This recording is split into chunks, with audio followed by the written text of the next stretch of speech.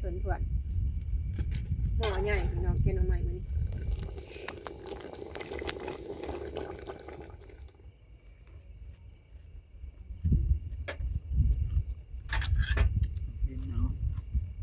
อืม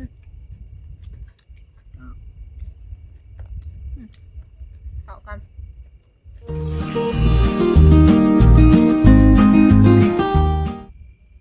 โดยสบายดีเด้อพ่อแม่พี่น้องเมื่อสุขุสุคนเด้อมาพบพ่อกับน้องลาตี้พี่น้องพบพ่อมื้อนี้กับอยู่ที่ดินของไอ้พามีพี่แหละพี่น้องไอ้เนาะกับพอดีมาแล้วก็สิมาเฮ็ดอยู่เฮ็ดกินพี่น้องมื้อนี้สิมาแกงหน่อไม้อันทงพี่น้องที่ว่าเฮ็ดไว้หั่นแหละแต่ว่าทงนี่พี่น้องสิน้อยสุดๆเลยเด้อนี่ หน่อไม้อันมีหน่อไม้ไล่หน่อไม้จังไผ่เนี่ยเนาะรวมกันแต่ละทงนะพี่น้องบ่มีหน่อไม้อันไล่เบิดดอกยังหลายทงเติบอยู่เพื่อนกะเลือกเอาเนาะบางอันมันก็อ่อนหลายแล้วมันสิบ่แข็งนะพี่น้องเพราะว่าเวลาเราเฮ็ดก็บ่ได้เลือกหน่อไม้เนาะเฮ็ดรวมกันเลยมื้อนี้ก็สิมาแกงหน่อไม้ทงพี่น้องเฮ็ดไว้นะฝนก็สิประมาณนี้แหละพอได้กินช่วงนี้มันก็อยากอึดพี่น้องถ้าเฮาไปซื้ออยู่ตลาดก็คือหน่อไม้แถวบ้านนะมันแข็งเนาะมันบ่แซ่บสิมาแกงหน่อไม้พี่น้องมื้อนี้สิใส่แบบรวมๆเลยได้มื้อนี้ก็พอดีน้องลาตี้ก็ได้เฮ็ดมาพี่น้องเนาะเฮ็ดก็มีมะขัวพร้อมนี่เลย4 หน่วยมะขัวมันเผ็ดดิบพี่น้องใส่เนาะเผ็ดดิบนี่แหละแซ่บข้าวเบื่อยังก็มีแล้วใส่รวมมีผักนางตู่นำเลยพี่น้องใครเคยใส่เนี่ยเนาะแซ่บแบบว่าบ้านใดที่บ่มีผักขะแยงเนาะก็ใส่ได้แซ่บนะรสชาตินี่ก็หอมคือเฮาแกงเผ็ดแกงอย่างนี้แหละเฮายังใส่เนาะเด็ดพี่น้องเฮาก็สิต้มเนาะใหญ่ก็ข่าออกเห็ดทงหนึ่งก็หลายเติบเลยทงใหญ่เลยคือน้อย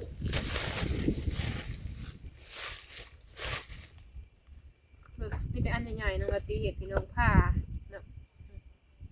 มีแต่ว่าเฮามาผ่าเลย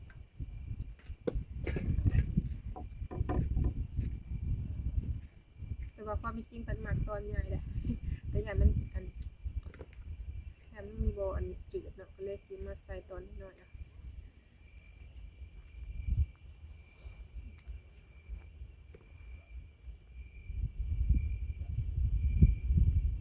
แข็งถ้าว่าเอาหน่อไม้อ่อนมาเห็ดนะมันเหนาไวอยู่ในบโดนปันใดไม่ก็ว่าเอาหน่อต่ำๆมานะเก่าอยู่เตาถ่านก็เคยเห็ดคือก้านพี่น้องเห็ดมาโดนเลยแต่เก่านะอยู่เตาถ่านพัดอยู่ใกล้หน่อไม้เนาะก็เลยบริเห็ดไหวปะมีพอได้กินอยู่ก็เลยว่าเห็ดโบราณปันการกินอยู่เก่าแต่เก่าอยู่เตาถ่านนะแต่อันนี้เขาไปในเลยอยู่ใกล้กันเลยไง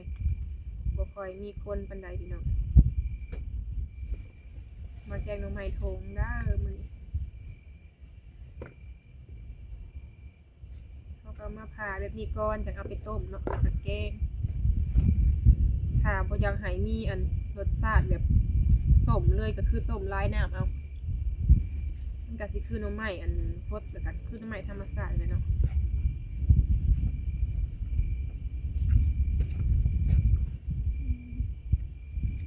บางอันก็ผ่าแล้วเลยเขาก็มาเห็ดหน่อไม้ทงเด็ดยอดมันนะ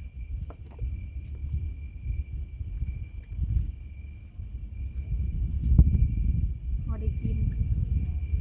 ปันกันกับลายเต๋อไปได้เห็ดกับบ่ลายบันไดพี่น้องปีนี้นะเห็ดน้อยหนึ่งเพราะว่าบ่ค่อยมีเวลาเห็ดบันได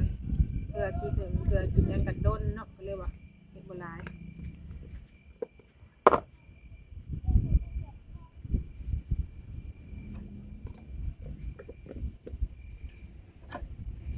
ใหญ่โคตรพาก่อน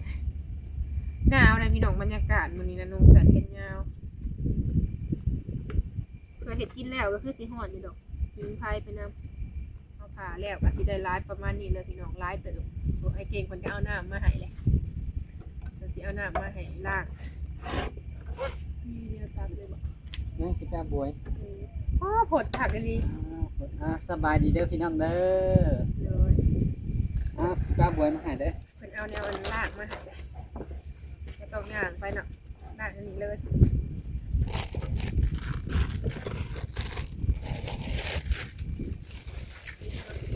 รวมผักกินกับก่อนได้พี่น้อง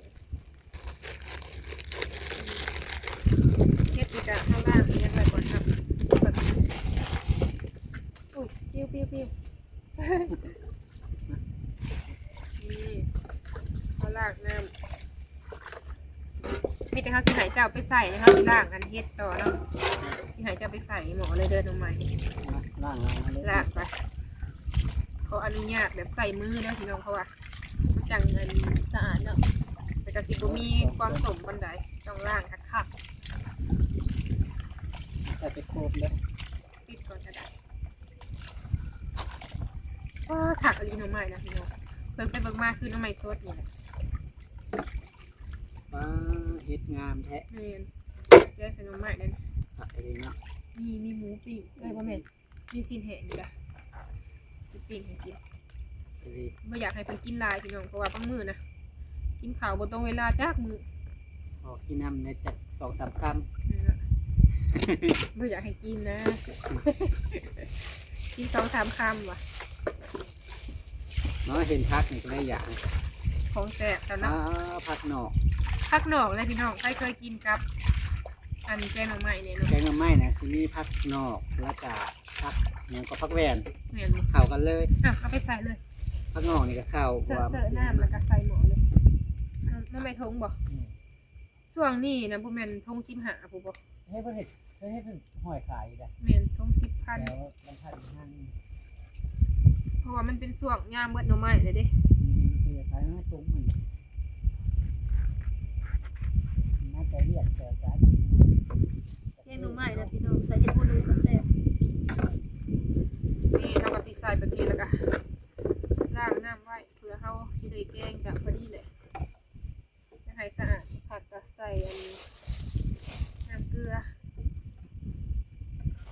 นี่หัวพร้อม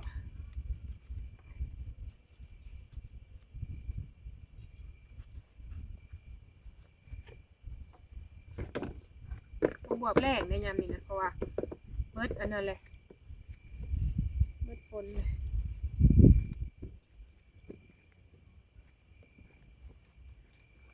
อยากเมนบ่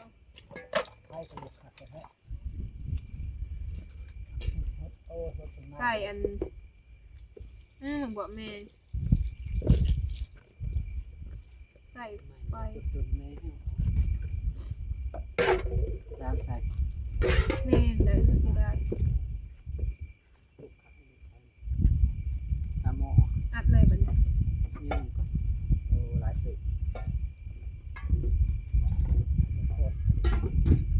เราสิมาล่างเครื่องแกงไว้พี่น้องแล้วกันขาแกงนอกบัดน้องใหม่จืดหมดแล้วจะง่ายเสียดายเนาะใส่เลยจ้ะมันอยากแมงเนี่ยแล้วก็บ่แมงเนี่ยรวมกัน เตรียมเครื่องอีหยังเรียบร้อยแล้วพี่น้องเนาะมีเฮ็ดแล้วก็บางบวบพี่น้องอันนี้สิเป็นผักนางตู่แล้วก็ผักคะเนาะรวมกันเลยใส่รวมมิตรพี่น้องมีมะเขือดิบพร้อมล้างไว้เรียบร้อยเนาะแกงหน่อไม้มื้อนี้เครื่องครบอันนี้สิเป็นผักหนอกเนาะพี่น้องบ่ฮู้ว่าไผเคยกินหรือบ่เฮาแช่น้ำไว้เนาะสิล้างอีกน้ำหนึงผักหนอกเขียวๆเลยผักหนอกธรรมชาติได้พี่น้องเกิดตามทงไห่ทงนาเนาะบ่ฮู้ว่าไผเคยกิน ดอกใหญ่เลยเป็นข้างนอกคัด แม่นผักหนอกน้อยตัวนี้ ข้างนอกธรรมดาธรรมชาติกับธรรมดา ข้าวเบื่อเนี่ยเขาก็มาไว้เรียบร้อยอันนี้สิเป็นน้ำยานางเด้อพี่น้องนี่เครื่องแกงหน่อไม้เนาะมีกระดูกพร้อมอันนี้เฮาก็สิใส่รวมเครื่องแกงเนาะต้มไว้อยู่พี่น้องตอนนี้ก็ต้มด้นเติบเนาะแต่ว่าบ่ได้ขมดอกเฮาก็สิต้มไว้ก่อนมาเบิ่งทางหน่อไม้นี่แหละ นั่งเผาหน่อไม้ ให้เก่งเพิ่นนางเผาหมอหน่อไม้ทางนี้ จวด โอ้ ปันกุ้ม แกงหน่อไม้กินเด้อพี่น้องมื้อนี้เบิ่งว้าติโตผดเป็นผดเลยเนาะ เห็นว่าดิ เห็นแล้วเด็หน่อกับแบบดีแบบแซ่บๆนะพี่น้องเขาบริอันผ่าให้มันหน่อยเนาะเอาแต่ตอนใหญ่ๆเลยสีแกงหน่อไม้ทงกินมื้อนี้แต่ก็คือหน่อไม้สดนี่แหละเนาะเห็ดไว้ก็พอได้ต้มได้อยู่ได้พี่น้องได้ต้มจำแจ่วก็ได้ แม่นกินแกงหน่อไม้มื้อนี้ อดหาส่งนะก็ได้ แม่น หาไว้งามนี่ หาไว้ก็บ่ค่อยมีเวลาปานใดพี่น้องช่วงนั้นก็แล่นไปหายามแรงนี่ พอได้กินอยู่ไปก็ได้ มีแต่สิจืดแล้วบัดนี้เนาะต้มโดนเติบแล้วพี่น้องคือสิโอเคเลยแหละเด้มีแต่เฮาสิมาเหย็นน้ำแล้วก็สิพากันแกงเนาะกินข้าวแซ่บๆนำกันพี่น้องมื้อนี้เดี๋ยวสิมาแกงเลยเนาะตำข้าวเบื่อเหย็นน้ำออกก่อนมาตำข้าวเบื่อก่อนเนาะตำข้าวเบื่อตำเฮ็ดแล้วก็สิแกงหน่อไม้ก็จะไปคนอันนี้ถาเลยก็ได้ย่านไทยไหนหมอเด็กบ่วงนี่ไปตรงนี้เอาบ่วงตัวนั้นก็ได้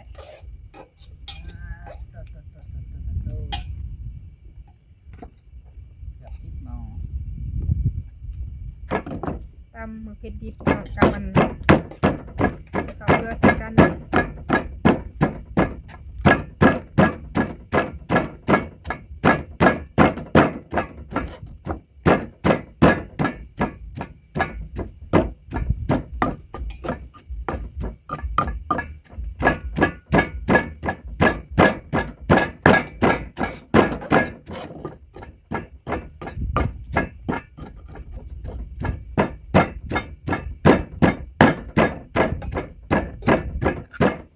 น้ำอันนี้นานก่อนเนาะย่านได้ไหมหมอมาใส่ยูโคกเนี่ยเนาะแป้งน้ำไม้ก็ใส่ข้าวเบื่อได้พี่น้องความแซ่บก็คือสิอยู่นี่แหละความแซ่บความนัว มาใส่น้ำข้าวเบื่อกับเป็นน้ำต้มจืดและขาวๆเป็นใส่แกงน้ำไม้รวมมิตรทางน้ำไม้ลอยทางน้ำไม้ทางไผ่เนาะเพราะว่าเขามียังเขาก็จับใส่เบิดแซ่บเบิดทุกอันเนาะน้ำไม้ก็ได้ เป็นยามันอึดแล้วแซ่บเบิด ยามมีแหนงหน่อยตรงอยากเอาตัว เนี่ยยามมีไปหาเบิดมือกับแดงมันก็บ่ได้ถ้วยหนึง อันนี้สิเป็นเครื่องอันแกงนี่เนาะเขาก็สิมาใส่เลยเนาะเผื่อมันอัน เนี่ยตัวมันนั่นจืดนั่นเปื่อยเลยผักไว้ใช้กำลัง พักนี้ไว้ใส่หอมสุดท้าย เปื่อยไว้ตัวมันเดือดมันเนี่ยนั่นเปื่อยใบเต็มหม้อ ปรุงเลยปลาแดกนี่ทาใส่อันหอมสุดท้ายเนาะหมอผดเพราะจะสีทองใส่กินน้ำเบิดเลยพี่น้องยังได้ตอนแต่ว่าเฮามาตองใส่ก็ได้ ที่อยากลมๆอยู่ดองไอ้เบอร์นี้ อากาศลมเลยมัน ก็เลยได้โอกาสหนักไทยเลย เห็นเขาถางนะ เดี๋ยวนะครับควันข่าวจ้าหักหนาวแต่แห้งคนละ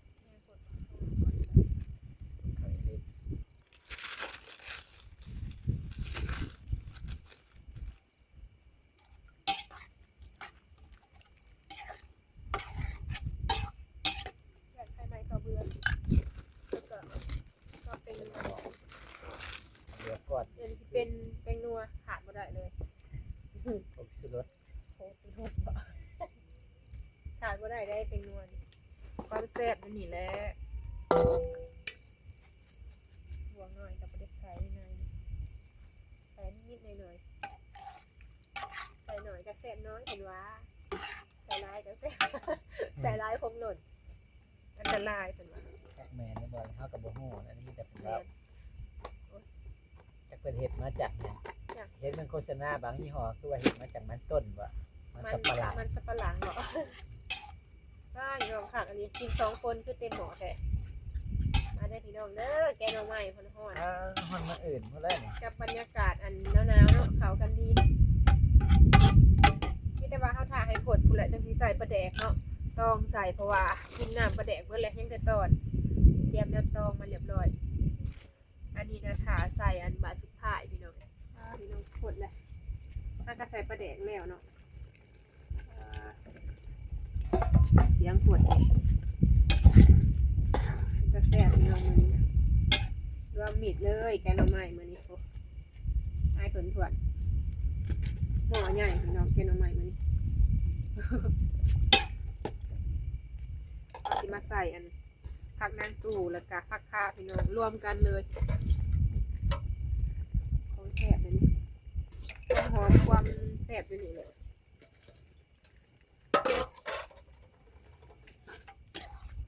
น้ำก็เข้มข้นให้หอมต้นฟันเลย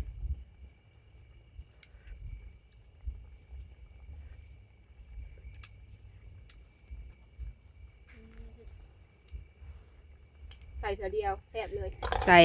ผักข่าไอ้ยังเรียบร้อยเนาะควันแกงหน่อไม้เครื่องหม้อพี่น้องไอ้มือนี่อายแห้งเลยมีผักข่าแล้วก็ผักนางตู่แซงเพชรล้อพร้อมได้พี่น้องนี่มือนี้แซ่บแห้งเนาะมาเด้อพี่น้องเด้อกินนำกันเด้อมีเฮ็ดอีกยังพร้อมน้ำกะข้าวเบื่อคุ้นๆเนาะมือนี้ใส่รวมเนาะผักกะโอ้ลายแห้งแกงหน่อไม้กินพี่น้องเอ้ยตอนหับหนาวอากาศหนาวเนาะช่วงนี้กะแกงหน่อไม้ทงเพราะว่าหน่อไม้ทงอยู่เฮือนกะมีพอได้กินอยู่เหลือพากันมาแกงกิน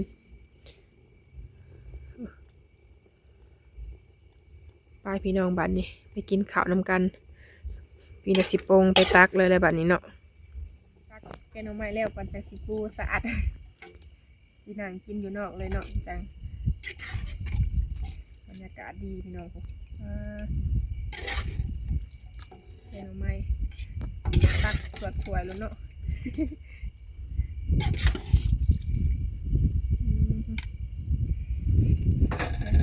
มีผักกับน้ำพี่น้องมือ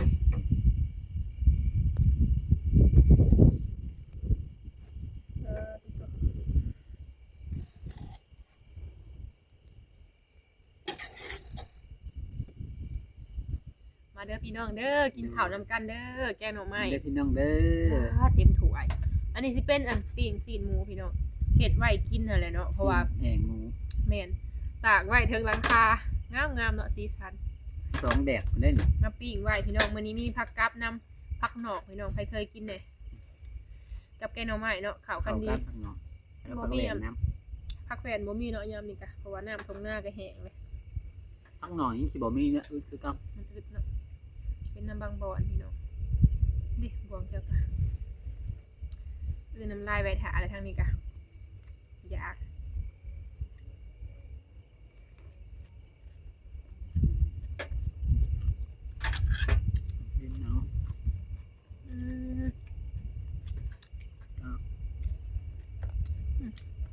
เข้ากัน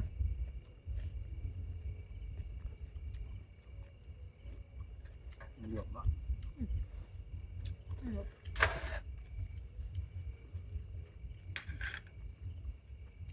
ไม่ได้เผ็ดนะพอดีเนาะบ่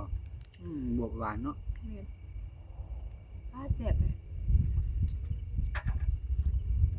เล่นแต่พักหนอกนะเป็นปั่นขายเป็นยาแต่เขายังหน่อยละลายเถอะเด้อเพื่อสุขภาพเนี่ยมันจะเอิ้นใบบัวบกบ่ทางเขาเอิ้นพักหนอกแต่เก่าอยู่บ้านก็มีแต่เดี๋ยวนี้เริ่มบ่มีแล้วช่วง 2-3 ปีขึ้นหลังก็ยังเห็นอยู่เดี๋ยวนี้เริ่มเห็นแล้วเริ่มบ่มีมันอึดเนาะเหนียว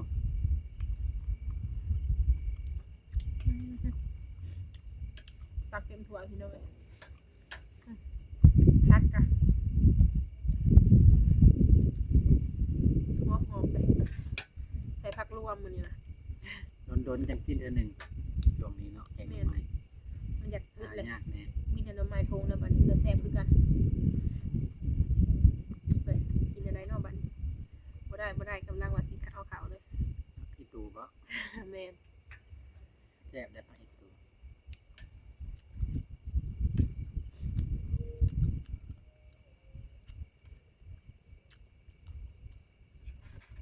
วิธีใหม่เลยพี่น้องเอ้ยมาได้2-3 มื้อเริ่มเงียบแล้วมีเสียงตู้เสียงเพลงละปกติทั้งหิวเนาะแห้งหมวนเนาะเนียมปานิกาเมนเลยเพื่อนเขาเจ้าเป็นพอดีเพื่อนใส่ปีใหม่เลยเมนแต่พอดีกินปีใหม่เลยจับ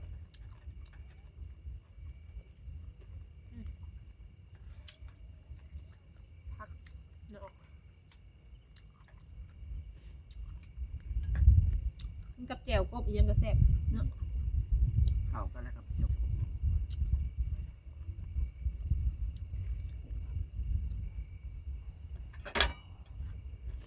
ตอนใหญ่ๆเลยหน่อไม้ก็ได้ มันโดนยังขึ้นเท่าหนึ่งอดบ่ได้ คนบ่ได้บ่กินยากินเลือด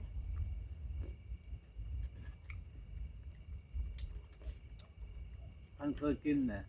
เคยกินแต่น้อยนะตาอยาก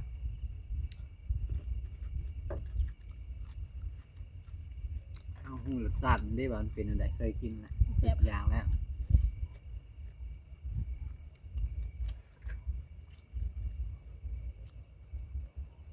โอเคมะเขือล้อก็มี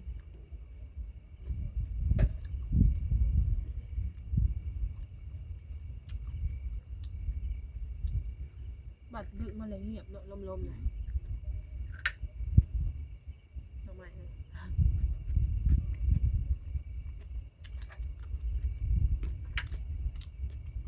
ไอ้ผักคะ ดูข้าว กับกระสุดติ๊บเนาะ ข้าวเหนียว สองคนมันกระสุดติ๊บแกงกระเต็มหม้อ แซ่บ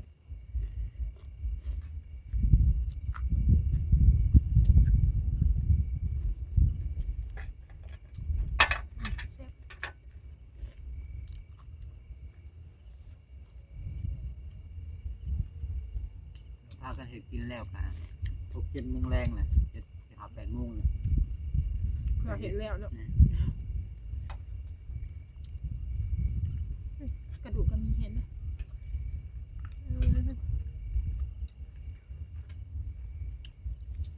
พักรวมมิดเลยนะกระสำกับแกงเฮ็ดเลย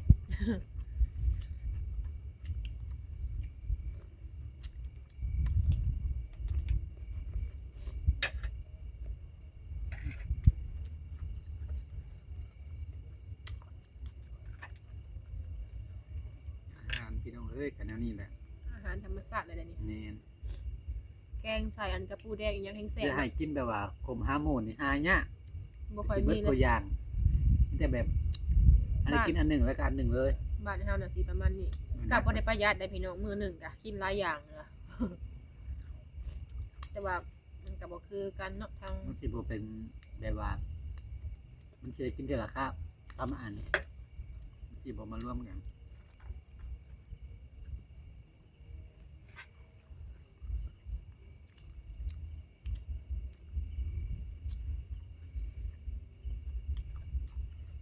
คนลาวคนอีสานในบวิตแกงน้ำไหม้พี่น้อย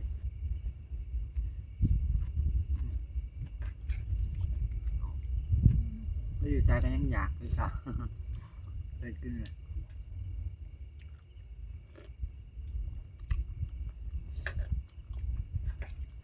เป็นวัดกินแนวอ่อนๆนี่ครับ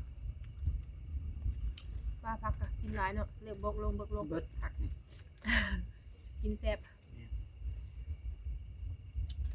เข้ากันดีนะผักยังบ่เคยกินเลย นี่บ่ แต่แรกกิน แร แบบ กว่านี่ กินแบบว่าแนวอื่นนั่นได้เคยกินอยู่แต่บ่เคยกินกับหน่อไม้ ให้เป็นปันคือเพื่อสุขภาพ แม่น นี่กินตลอดกินดิบแห้งแซ่บมัน อืม มันก็สิออกมันขายคืออาหารจองนั่นแหละแต่อันนี้สิมันกว่า ผักกันจองแบบแซ่บกินกับตำบักหุ่งอีหยังก็ได้เบิดเนาะนะคะปิ่งกินแซ่บสุด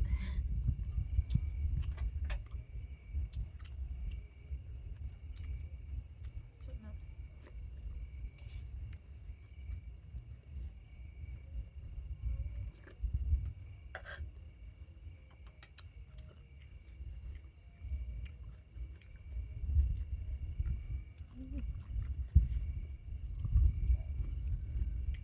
พักหนอกจนเบิดเลยแซ่บใช่ไหม แซ่บ แซ่บพี่น้องได้แกงหน่อไม้มื้อนี้ได้แกงหน่อไม้มาฝาก แซ่บหลายเนาะแล้วก็มีอันตีนแห้งปีกน้ำเลยมาแกงหน่อไม้กินพี่น้องไอ้2 คนเนาะข้าวก็จนบกลง เบิดไปครึ่งหนึ่งข้าวสวยครึ่ง โดยมีแต่ว่าจังได้น้องลาตี้กับซิคอจบคลิปก่อนพี่น้องเลยเนาะจังได้กระทาพบข้อคลิปหนาเด้อพี่น้อง แกงหน่อไม้กินมาถ่ายบรรยากาศช่วงยามแรงพี่น้องเนาะโดยคลิปนี้ขอลาไปก่อนเด้อพี่น้องเด้อเนาะขอกล่าวคำว่าสบายดี สบายดีเด้อ